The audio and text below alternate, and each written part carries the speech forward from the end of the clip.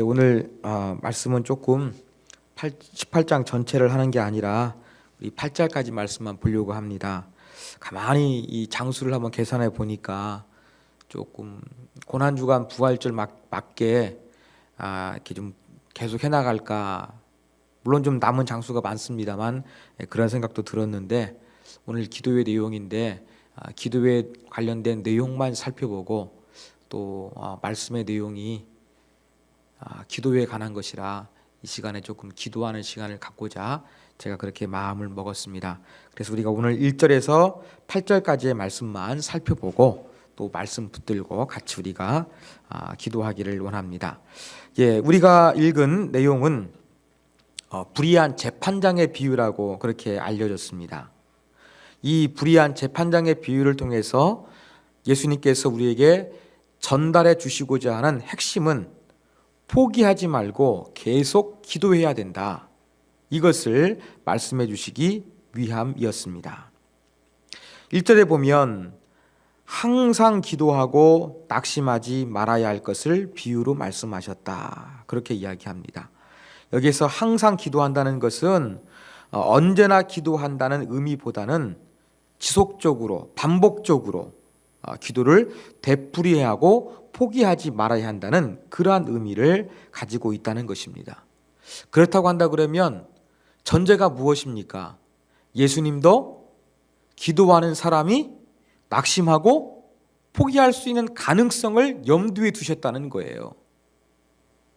그렇다고 한다 그러면 예수님은 하나님 아빠에게 기도하라 그렇게 이야기했지만 그 기도가 당장 즉흥적으로 즉석에서 응답되는 것이 아니라 때로는 하나님의 스케줄에 의해서 우리가 생각하는 것 같이 빨리 이루어지지 않는 상황이 올 수 있다는 것을 보여주는 것입니다. 그러면서 간절한 마음으로 기도하라고 해서 기도했는데 기도가 응답되지 않는 것 같아요. 그러면 사람들은 낙심합니다. 낙심하게 되면 기도를 멈춰버립니다. 아마 예수님께서도 이러한 부분들을 다 이해하시고 우리가 하나님과 관계 속에서 기도할 때 낙심하지 말아야 된다, 포기하지 않고 끝까지 기도로 승리해야 된다, 이것을 가르쳐 주시기 위해서 오늘 비유의 말씀을 들려주신 것이다. 그렇게 우리가 이해할 수가 있습니다. 이제 비유의 내용을 우리가 살펴보겠습니다. 오늘 비유에 등장하는 사람은 재판장과 과부가 등장합니다. 그런데 두 사람은 서로 연관성이 없어요. 서로 어떤 이해관계가 있어서 어울리는 사람이 아닙니다. 한 사람은 그냥 자기 일을 위해서 재판정이었고, 한 사람은 어떠한 원수에게서 그 원한을 산 안타까운 그러한 일이 있어서 그것을 풀기 위해서 이 재판장을 찾아가는 내용이 등장하고 있습니다.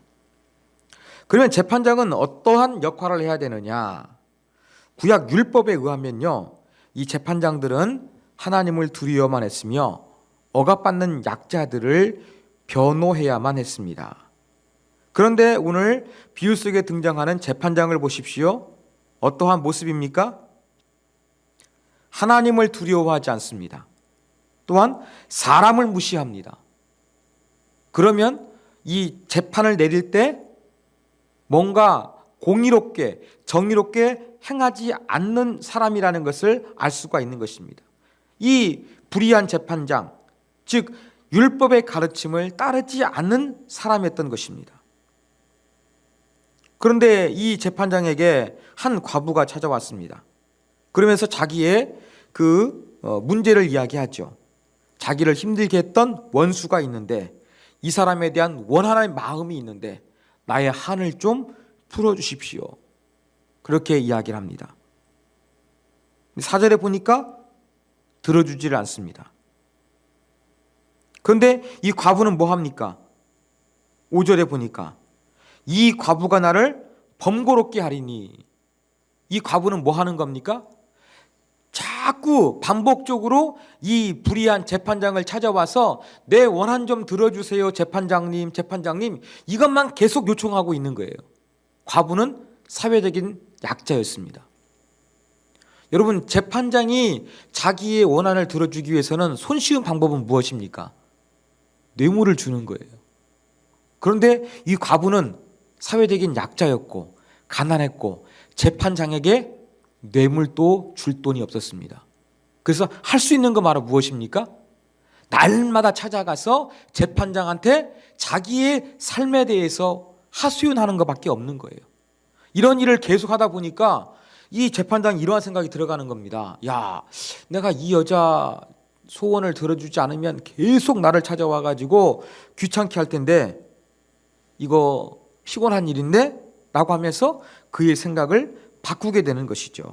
그러면서 어떻게 됩니까? 이 불의한 재판장이 그 과부의 원한을 들여주기로 결심했다는 것입니다.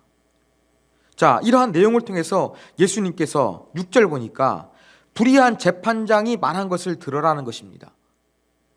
하나님을 두려워하지 않고 사람들에게 공의를 행하지 않는 이 악한 재판장이라 할지라도 계속 자기를 괴롭게 하면 그 괴로움을 당하지 않기 위해서 과부의 원한을 들어주는 것처럼 하나님은 대도적으로 이 불의한 재판장이 아니라 사랑이 많으신 자비의 하나님이신데 이 하나님께 기도하는 자에게 어찌 기도를 들어주시지 아니하겠느냐? 오랫동안 참으시겠느냐? 아니다. 기도를 들어주실 것이다 라고 하면서 낙심하지 말고 지속적으로 반복적으로 기도해라. 예수님께서 이것을 말씀하여 주신 것입니다. 8절 보면 내가 너희에게 이르노니 속히 그 원한을 풀어주시리라 라고 하면서 그러나 인자가 올 때에 세상에서 그 믿음을 보겠느냐 이렇게 말씀하고 있습니다. 이 말을 조금 우리가 어렵게 생각할 수가 있는데요. 이 말씀은 바로 무엇이냐면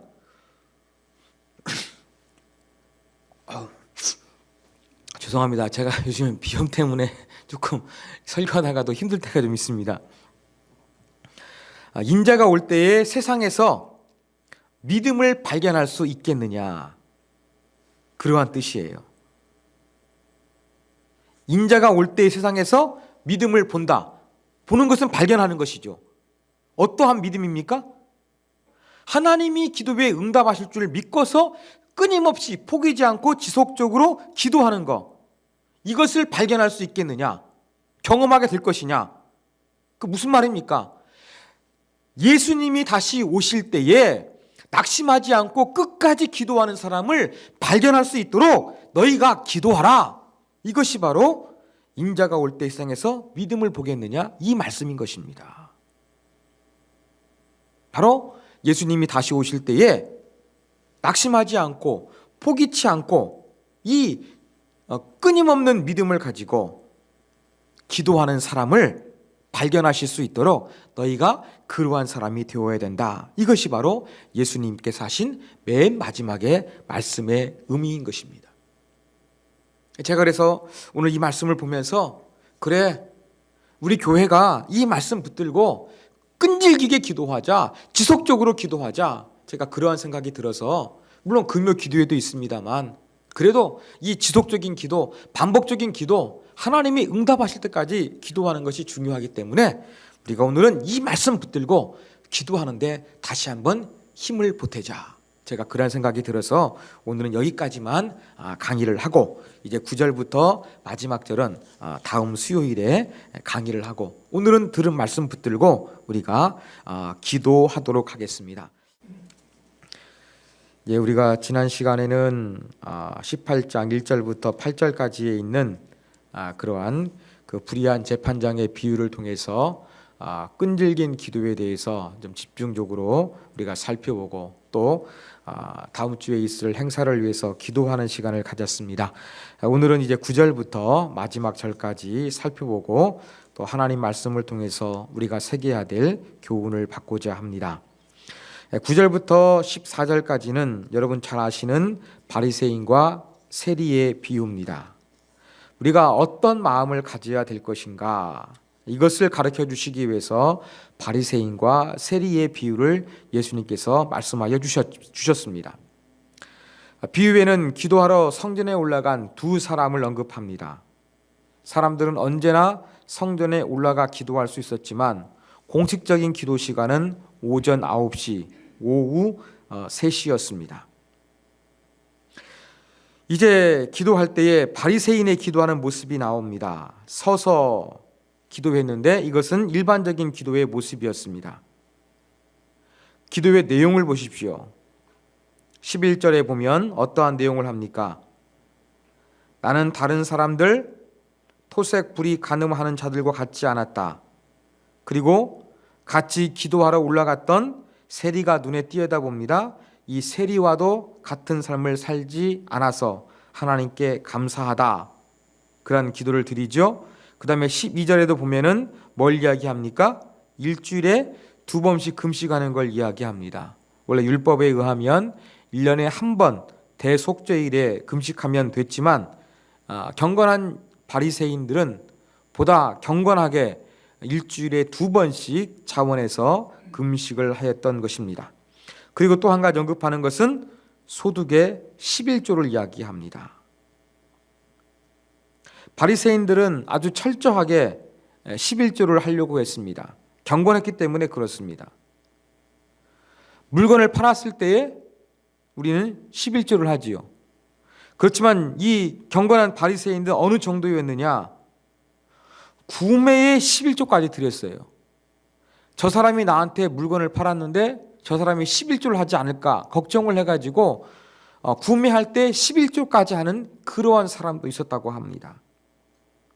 그렇다고 한다 그러면 이 바리새인들은 아주 경건하게 철저하게 11조를 하기 위해서 애썼던 사람이었고 이것을 자랑스럽게 기도할 때에 하나님께 감사하고 있는 그러한 모습을 보여주고 있습니다. 그리고 기도하면서 어떻게 합니까? 11절 하반분에 보면 이 세리와도 같지 아니함을 감사하나이다 라고 하면서 세리를 경멸하는 그러한 모습을 보여주고 있습니다. 이와 대조적으로 13절 이하에서 세리가 기도하는 모습이 나옵니다. 어떻게 기도합니까? 멀리 섰습니다. 그리고 하늘을 우러러 쳐다보지도 못했습니다. 그의 손으로 하나님을 향해 손을 올리는 것이 아니라 가슴을 쳤습니다.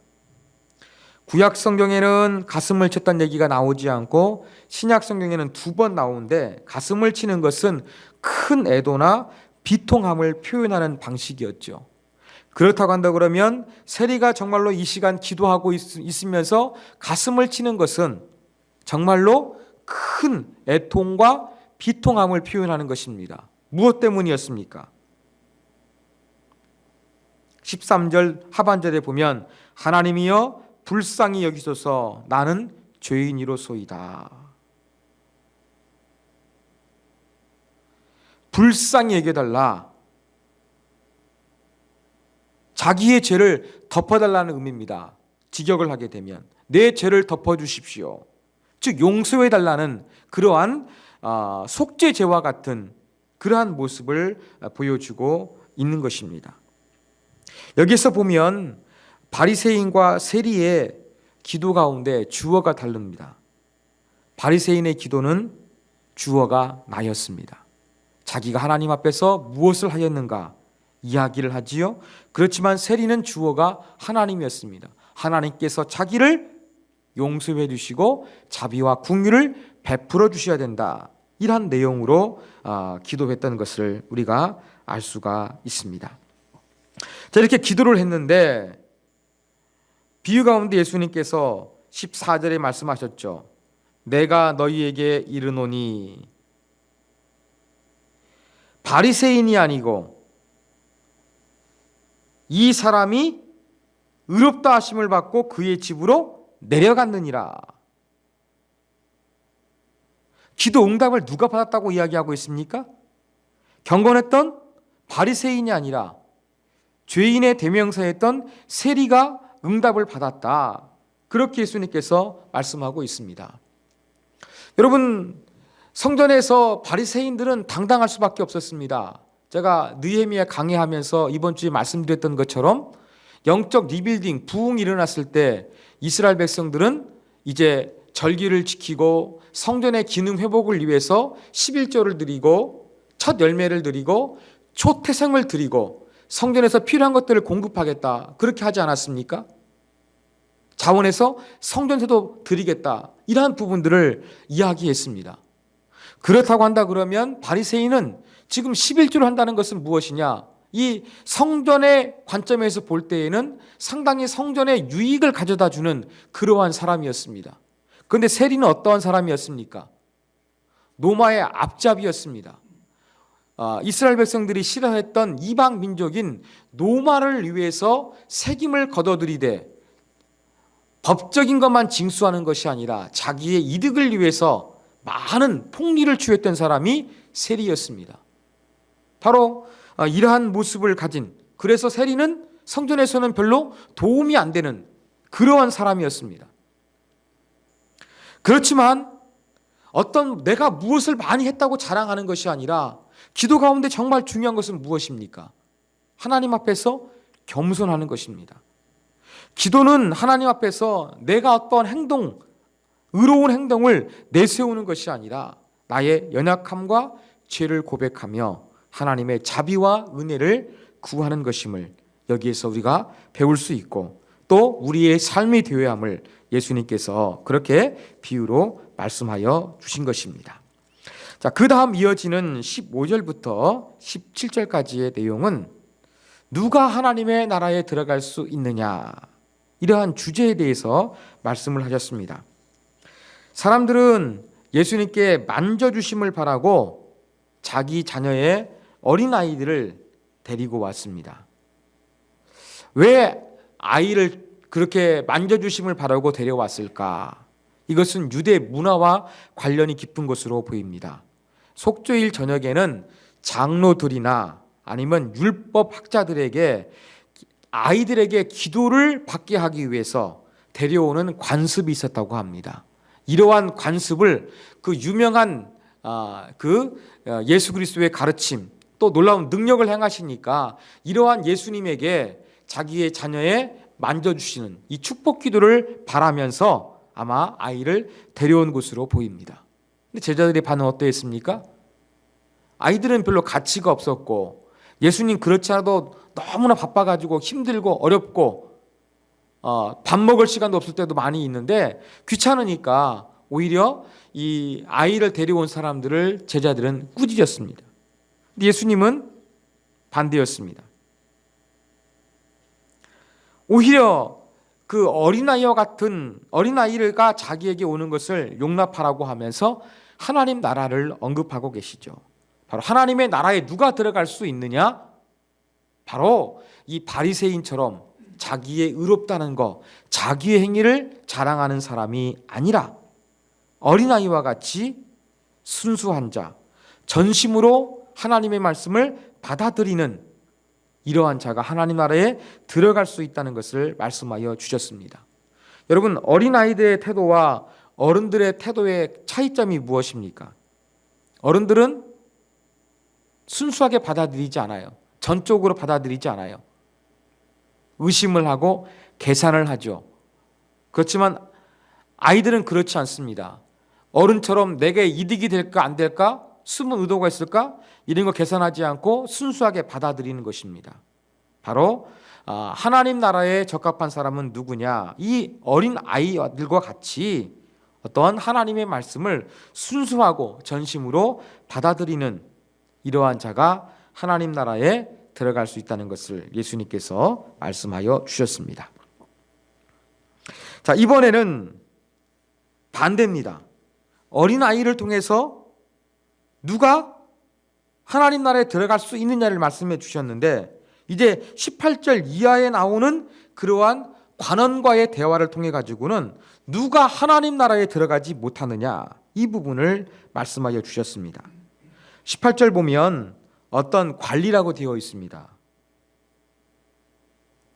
어떤 관리 두 가지 가능성이 있는데, 종교 지도자일 가능성, 즉 회당의 지도자의 역할을 하는 사람일 가능성이 있고요.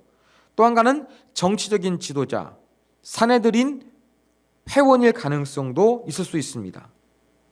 어떠한 것으로 해석하든지 간에 어느 정도 사회적인 지위와 부를 가지고 있는 사람이었음이 분명합니다. 이 사람이 예수님을 뭐라고 부릅니까? 선한 선생님이여. 부르면서 내가 어떻게 영생을 얻을 수 있는지 묻습니다. 먼저 답을 하기 전에 예수님은 선한 선생님이라고 부르는 것을 가지고서 언급을 하십니다. 내가 어찌하여 나를 선하다 일컫느냐. 하나님 한 분만 선하시다고 하면서 예수님께서 그 선한 표현을 거부하시죠. 거기에는 이유가 있습니다. 일반적으로 그 랍비 앞에는 선한 랍비, 어떤 그 랍비 앞에 선하다는 그러한 형용사를 붙이지 않았습니다. 오직 이 단어는 하나님께만 사용했던 것으로 보입니다. 그리고 1세기 이전의 탈무드에서도 랍비에게 선하다라고 표현한 것이 찾아볼 수가 없다고 합니다. 예수님께서 그래서 이 선한 부분들은 하나님에게만 적용되어야 됨을 그렇게 먼저 지적하시고 그 다음에 이 어떻게 해서 영생을 얻을 수 있는지 대답을 하셨습니다. 예수님 대답은 무엇입니까? 간음하지 말라, 살인하지 말라, 도둑질하지 말라, 거짓 증언하지 말라, 내 부모를 공경하라. 이것을 말씀하셨습니다. 그러니까 대답이 뭡니까? 이것은 내가 소식적부터 다 지켜오고 있습니다. 이야기합니다. 자, 예수님께서 여기에서 말씀하신 영생을 얻을 방법에 대해서 말씀하신 계명이 무엇입니까? 여러분, 십계명 크게 두 가지로 나눌 수 있지요. 하나님에 대한 계명, 인간에 대한 계명이지요. 근데 예수님께서 지금 계명들 언급하셨는데 어떠한 부분에 해당하는 부분입니까? 인간관계에서의 계명을 말씀하셨어요. 왜 예수님께서는 이 부분만 콕 집어서 말씀하셨을까요? 아니, 영생을 얻는 방법은 우리가 사람들에게 잘해주는 것, 사람들에게 사랑을 실천하는 것, 이 선한 행위를 통해서 구원받을 수 있기 때문에 그렇겠습니까? 아닙니다. 이것을 예수님께서 말씀하신 의도가 있습니다. 그게 바로 22절에 기록되어 있죠. 내게 아직도 한 가지 부족한 것이 있으니 라고 하면서 본인은 이웃과의 계명을 잘 지키고 있다고 생각을 하지만 그렇지 않다는 것, 부족한 것이 있다는 것을 예수님께서 가르쳐 주신 거였습니다. 그게 바로 무엇이냐? 이 관원이 가지고 있는 모든 재물을 팔아서 가난한 자에게 나누어 주고 와서 나를 따르라 말씀하셨습니다. 저는 이 부분도 참 눈에 들어왔습니다. 예수님 얼마나 능력이 많으십니까? 권세 있는 가르침이 있습니다. 또 자연도 순종하고 죽은 자도 살리시고 귀신도 떠나갑니다. 하나님의 나라를 도래하게 하신 예수의 능력이 분명히 있습니다. 그렇다고 한다 그러면 먼저 이 관원에게 나를 따라오라고 하면서 예수님의 가진 능력을 보여주면서 그의 모든 재물을 다 버리도록 그렇게 유도하신 것이 아니라 예수님께서 뭘 먼저 말씀하셨습니까? 나를 따라오다가 은혜를 받으면 변화돼서 물질을 나눠주라가 아니라 먼저 무엇을 요청하셨느냐? 재물을 팔아서 가난한 자에게 다 나누어 주고 그 다음에 와서 나를 따르라 말씀하셨다는 것입니다.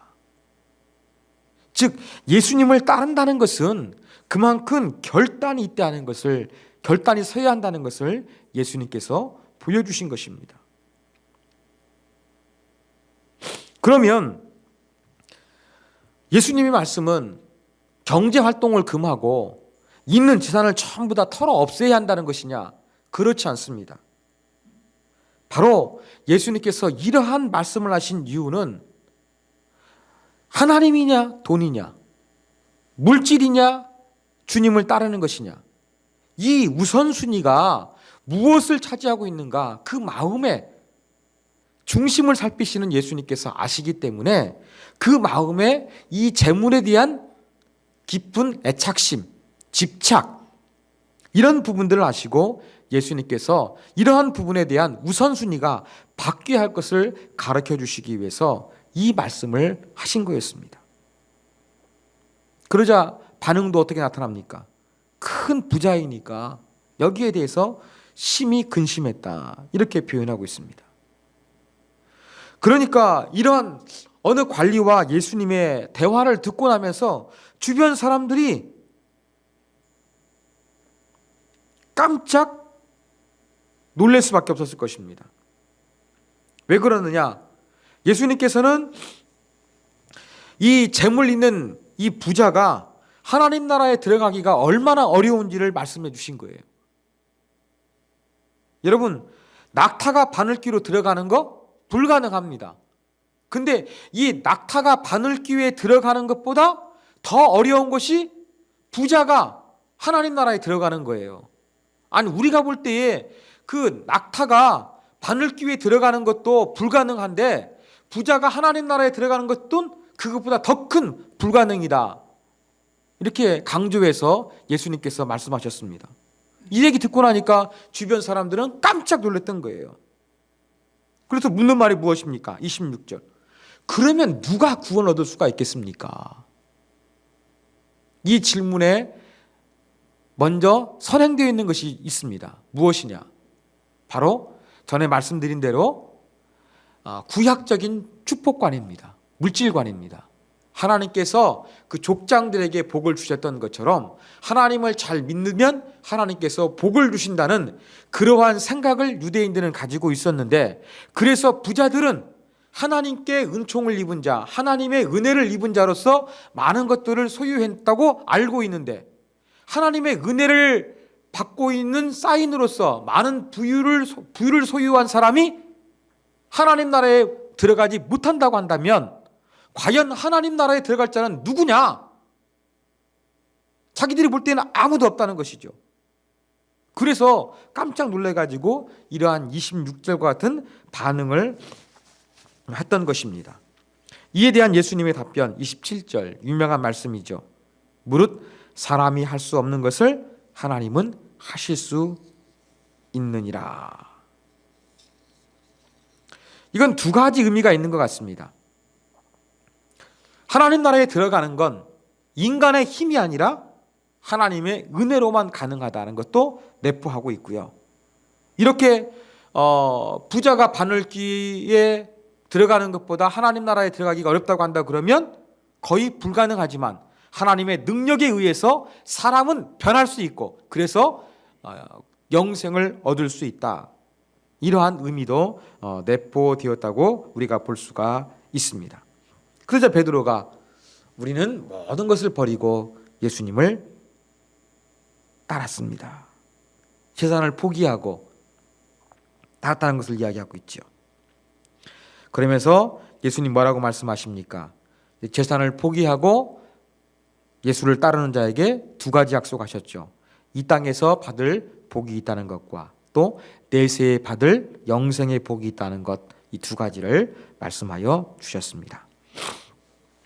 그리고 31절부터 이제 34절까지는 예수님의 순환이 예고되고 있습니다.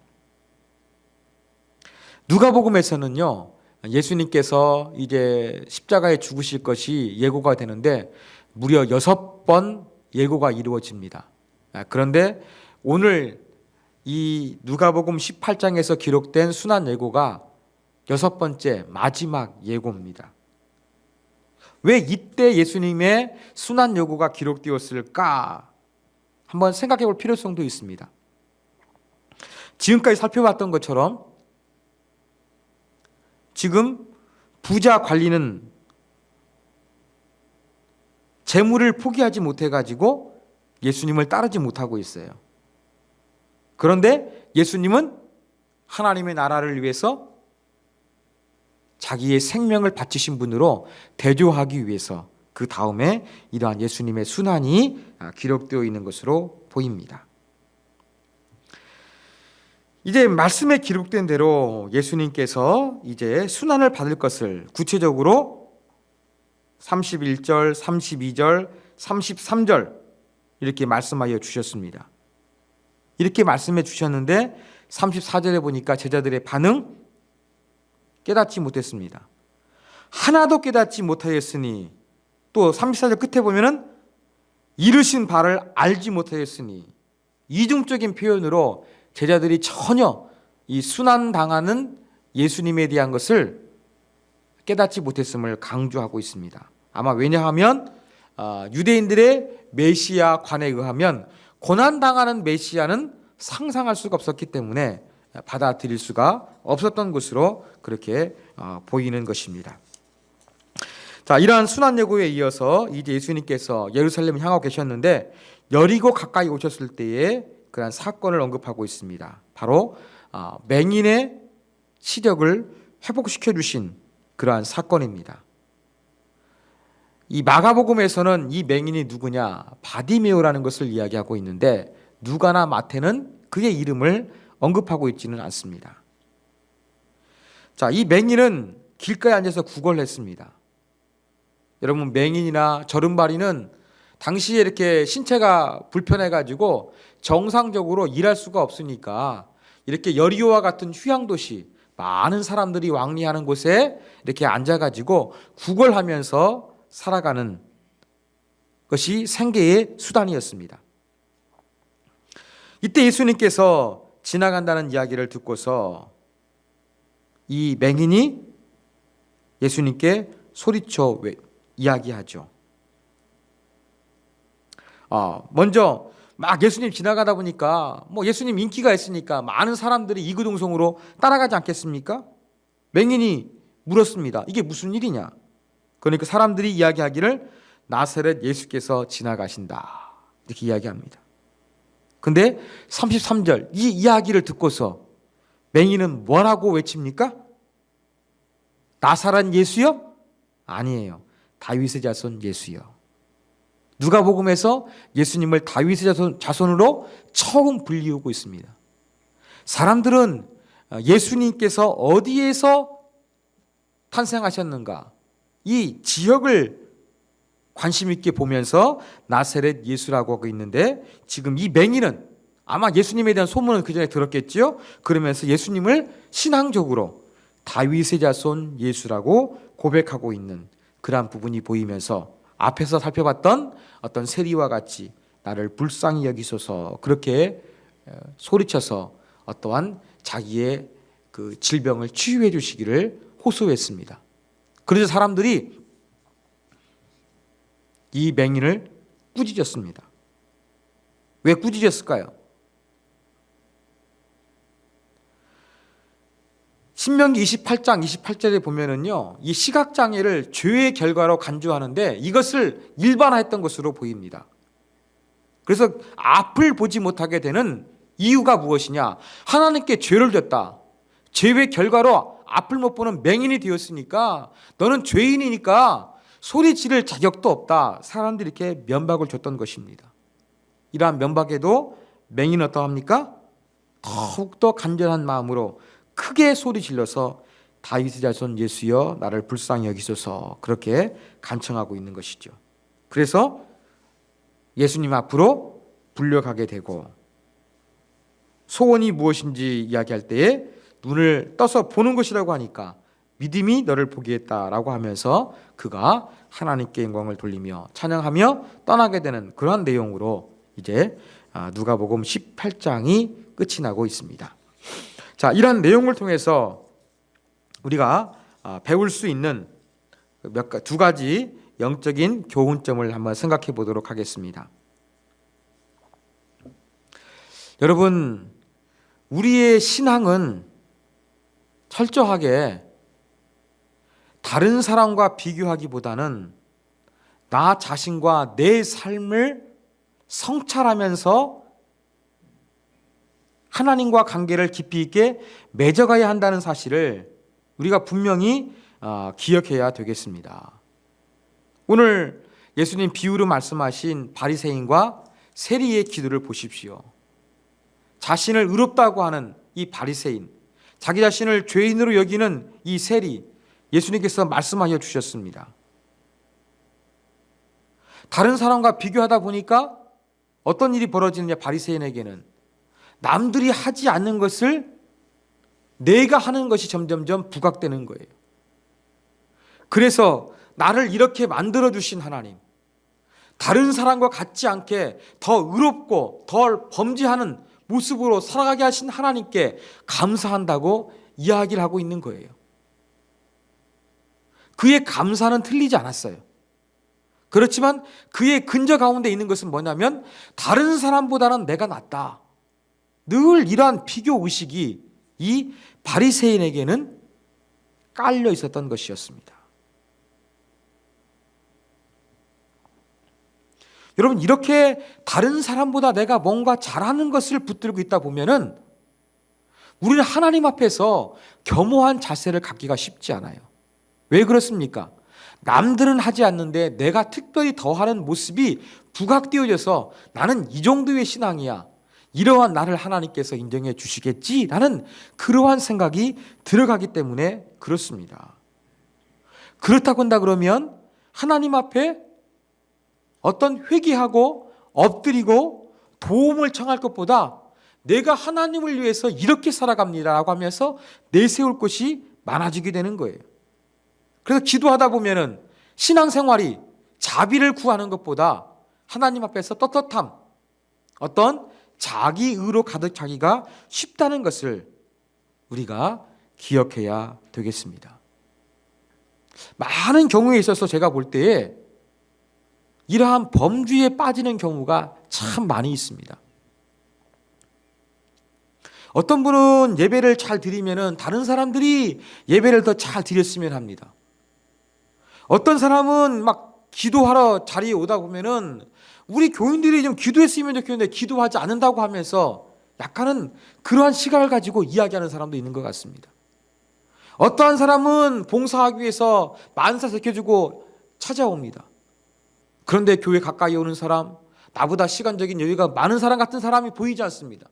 그러면 이 봉사 여행에서 다른 사람보다 내가 잘하는 것 같아가지고 자꾸 다른 사람과 비교합니다. 이렇게 사람들 보면은 좀 내가 잘할 수 있는 영역들을 가지고서 그것을 가지고서 다른 사람과 비교해서 내가 다른 사람보다 나은 점이 있다. 자꾸 이것을 바라보려는 생각으로서 나아가고 내가 잘하는 관점을 가지고서 다른 사람의 신앙을 평가하려는 경향을 보일 때가 있다는 것입니다. 제가 볼 때는 이 태도가 정말 위험합니다. 우리가 완벽한 사람이 없지 않습니까? 장점이 있으면 단점이 있어요. 물건도 그래요. 여러 가지 카메라나 TV나 기능이 있지만 완벽한 텔레비전이나 카메라가 있는 게 아니에요. 전부 다 여러 모델이 있고 장단점이 있는 거예요. 마찬가지입니다. 우리도 완벽한 신앙을 가지고 있기 때문에 우리 신앙에도 장점과 단점이 있어요. 그런데 자꾸 내가 잘하는 장점을 가지고서 다른 사람을 평가하려고 하는 그런 모습을 보일 때가 있다. 제가 목회하면서 느끼는 생각 중에 하나입니다. 이런 부분들은 예수님께서 말씀하셨던 이 바리새인의 자세를 갖기가 쉽다는 것을 기억했으면 좋겠습니다. 이러한 것을 갖지 않아야 돼요. 그러면 우리는 누구하고 비교해야 되겠느냐? 여러분, 우리의 신앙의 모델이 되어주신 예수 그리스도. 우리 교회적인 용어로 한다 그러면 우리의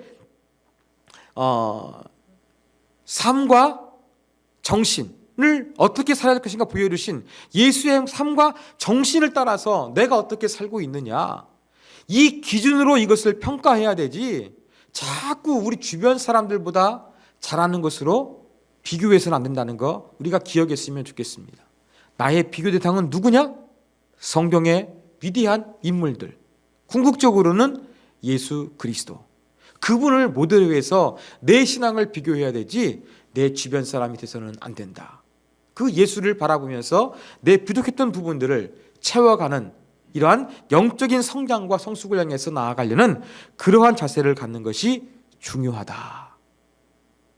이것을 우리가 오늘 말씀을 통해서 가슴에 새겼으면 좋겠습니다. 마지막 두 번째 교훈입니다. 두 번째 교훈은 하나님을 나의 최고의 우선순위로 두고 있느냐 하는 것입니다.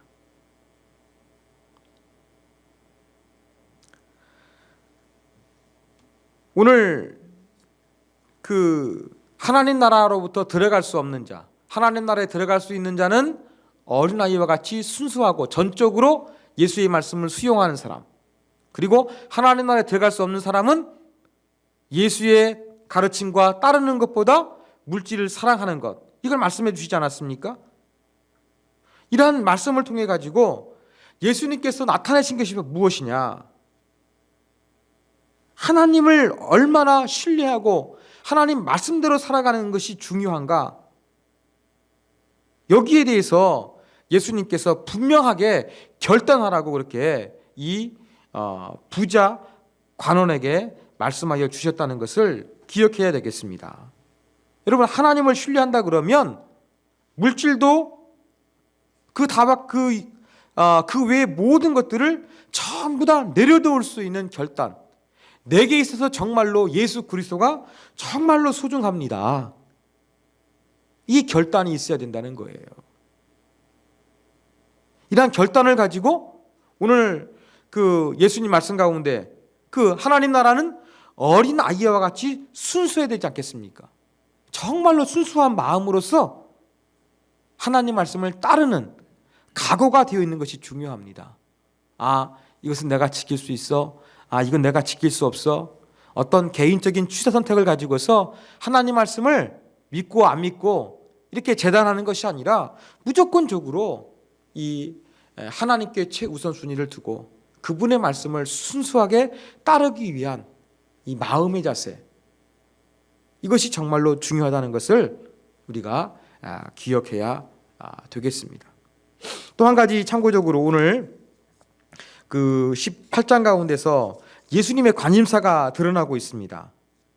여러분, 지난 시간에 말씀드렸던 어리석은 재판장의 비유 속에서 등장하는 끈질기게 요청하는 사람이 누굽니까?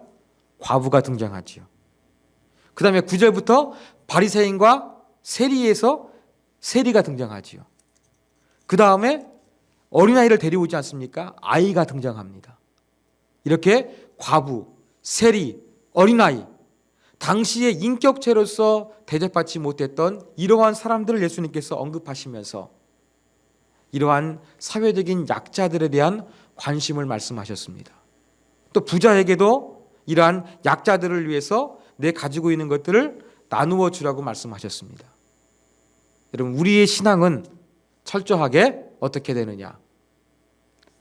어린아이와 같은 순수한 마음을 가지고 하나님을 최우선순위 두면서 믿어야 됩니다.